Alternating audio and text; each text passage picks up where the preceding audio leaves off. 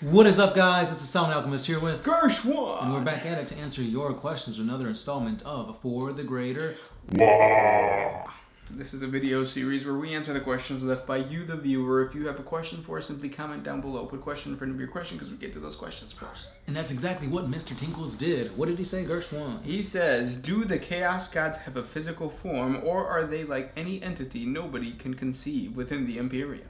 The pictures I've seen are all what I believe to be people's physical manifestation of their imagination. Sold information video, guys. Keep it up. Or solid. So yeah, so the Chaos Gods cannot come out of the warp because can't. They're warp gods. Yeah. So they're kind of bound by their reality, which is the warp. Yeah, they can send their Desidens, their demons, their servants out into the material world, but I think since they have such immense strength, they're kind of confined to this warp, which is why they're always fighting against each other for control of the realms of chaos. Yeah, because even though the warp is like, you would think, oh, it's all chaos. No, there are the ash wastes. I think that's what it's called, where it's just like emptiness. For the Chaos Gods to fill if they ever get strong enough. Yeah. But yeah, for them to exit the warp, there would be no conceivable manifestation. Like you said, it's really just the interpretation of the human's imagination that they give to these paintings and all that kind of stuff. Right. Yep. Good question. And then even though like some of their demons, though, do share traits that they like. So I'm pretty sure the Chaos Gods see themselves like, if I were in the material world, I would wear this. And that this is like horns. Or a claw. Yep. Next question. Mist Silver Blood. What would happen if Oryx got a hold of Necron tech? How would they infuse it into their vehicles or armor? Well, the thing about Orcs is that they already have a pre-programmed design in their head. So when they find scrap metal, they create it in the form of what they think would work. So if they got Necron technology, they would tear it apart even if it works perfectly fine. And then they would rebuild it in their own liking, meaning in their own design. Right. So the design kind of goes away in a way. It's like you'll still be able to tell that it's Necron tech, but it's going to be all orcified. Exactly. Next question comes from Gabriel Perdomo. If the Emperor was created by the sacrifice of 1,000 Psykers, then wouldn't it be possible to create another Emperor? No, because we don't know the quality of the Psykers that were sacrificed, and we don't know the method in which they were sacrificed. And having two Emperors kind of seems like a, I don't know, like... Cop out. Yeah, like, oh, our Emperor's dying, let's make a new one. Oh, this one's dead, let's make a new one. Yep. Next question. Kal-El Gaming. Even if the Loyalist Primarchs return, how can they hope to fight the Chaos ones? For example, Demon Princes. Their power levels have remained the same, but Chaos should be a lot more powerful. So what happens in that sense? How can Chaos Princes be defeated? So yeah, you got a point, because when Guilliman fought against Magnus the Red, he was the underdog. The only way that Guilliman was able to push back Magnus was because he had the help of the Sisters of Silence, the Imperial Guard, Space Marines, and the Custodes when they were fighting on the moon of Terror.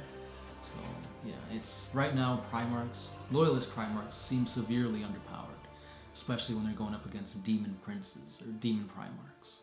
But once Sanguinius is reborn, it's all going. Yeah. Because when you're dead and you come back to life, you're stronger than a Demon Primarch. But no, hopefully he stays dead. Yeah. Next question comes from Daniel Norberg. Can you high-pitch the wah would sound like an angry snotling? Sure, ready, set, go. And then he goes to say, do chapters/legions have battle hymns or even Astarte marching wands or bands? Wands. They twirl wands. Yeah. Yeah, they do have that kind of stuff. So they still have ceremonies and all that kind of stuff. The one that comes to mind is this one Space Marine chapter. I wish I had a better memory to remember these chapters, but I can't, because we already did the 40 Facts lore video on them. But basically they have rituals. So before they go into battle, they like there's music. There's like a whole like bath thing that they do to cleanse themselves before battle. It's crazy. But yeah, there are chapters that do things like that. I wish I knew the name of them. Next question. This one is by Geneo Matherly. What is your favorite color scheme of any Loyalist or Chaos Space Marine chapter? I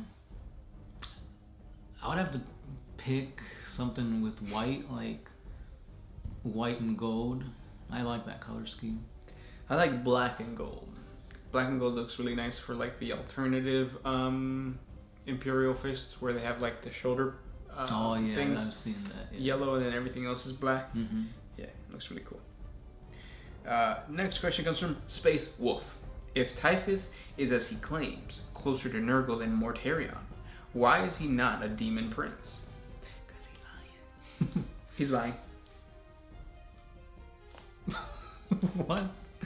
He's lying, or Typhus is lying. Yeah, he's got bugs inside of him, so you can never trust somebody with bugs inside of him. Because it doesn't make any sense. Like, why would, like, well, I guess Nurgle would care more about spreading his plague rather than the strength of the individual. Right. So I guess even though the Primarch is stronger than Typhus, Typhus is still, like, spreading more of his disease because he has bugs for organs. Yeah, I don't know. Stop players. What if the Emperor was an old one? He couldn't be. The times wouldn't match up. But what if, Gers? Oh, okay.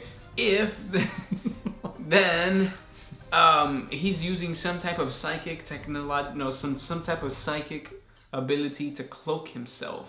And the reason that only very few people have seen the Emperor is because he is a lizard. And he's on the Golden Throne as a skeletal lizard. He's a slan. He's a slan. And it's slan. It's flan. No. We had some really good flan. Flan usually tastes gross because it has eggs.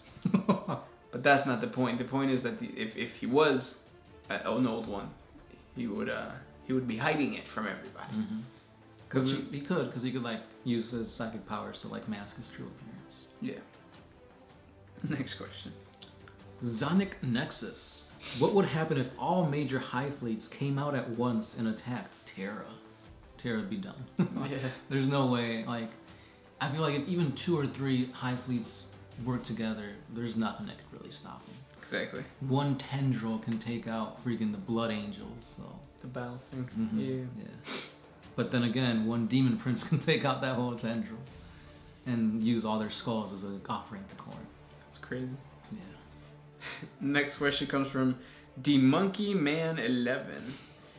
Monkey Man. Hey Arnold, where you at? Yeah. First question comes from, so he has 2 questions. The first question is, what do orc weird boys do on their free time since they don't like being around other boys or orcs? Other boys?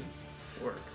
So weird boys just go around and like do what a homeless person would do. They talk to themselves. They talk to the wall. They argue with cars. They think that they can control the lights. I got that. They talk to the wall. The wall. But yeah, I mean, they're weird boys. They do weird things. They stick things where things are not supposed to go, just to see if it goes or if it fits. If you put enough force, it'll fit. Yeah. And then his second question is, because Gretchen formed a working class in orc society, what are their jobs? Please answer. So like, Gretchen's would be the cooks, they'd be the cleaners, they would be the ones bringing things to the mech boys. They would be collecting taxes for their like war bosses and stuff like that. They do things. They do everything. Next question. Islar783. If 2 Elder craft worlds fight against each other and they both deploy their avatars on the battlefield, who or what would happen? Would the avatars of Kain merge? Would they fight back to back? What would happen? I mean, I don't really think Eldar would want to fight against each other because they're like a dying race and they gotta persevere. But if they did and you have 2 avatars, I think they'd probably go fight each other because they're avatars. Yeah, they're each their own sentient thing. And then the god of Kain, or the god of war, just wants war. He doesn't care if he's fighting himself, because in reality he's just giving like a portion of his essence. And if it's to kill each other, then yeah, he'll love it. All right. Yeah, I agree. Next question comes from Anvilior. If Kroot gained traits from eating corpses, how do you think a Kroot would change if he ate some of the Emperor? So that it's not immediate.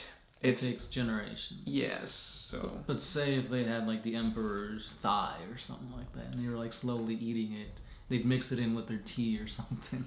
They'd probably get more psychically powerful. Yeah. Psychically powerful would be a good answer, yeah. Next question. I have one from... Oh wait, this is kind of the same question. Oh no, I'm sleepy. Why? Okay, Alex Anderson. If Space Marines are only sneaky via quick deployment and whatnot, then explain a Raptor chapter. Raptor chapter. What? Like Raptors are basically sneakier versions of Raven Guard. Yeah. So yeah, that how do we explain it? They exist. You guys had really good suggestions as to how they are sneaky though, and it really has to do with just lore bending. Yeah, they're completely silent in their power armor. They can use the shadows and bend it to their will. Yep, it's lore bending. Next question. This one is by Bruce Comey. Could all of the armies on Earth be able to hold their own against a Space Marine chapter? Not a chapter, no, not a chance. That's 1,000 Space Marines. Huge amounts of ships, so a whole fleet.